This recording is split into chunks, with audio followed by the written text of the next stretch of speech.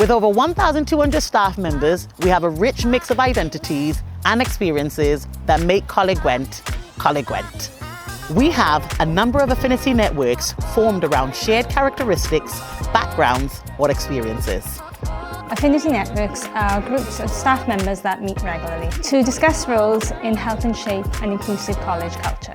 Giving staff a voice, driving change and contributing to change across the organisation.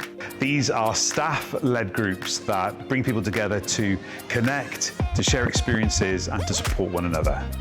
Being part of the LGBTQ+ community and network here in college enables me to support both students and staff in a variety of events across the course of the year.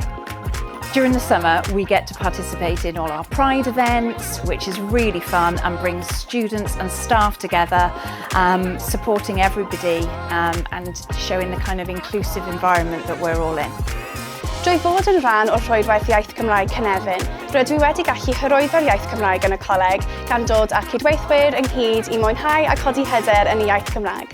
With hundreds of staff members already involved, why not join us?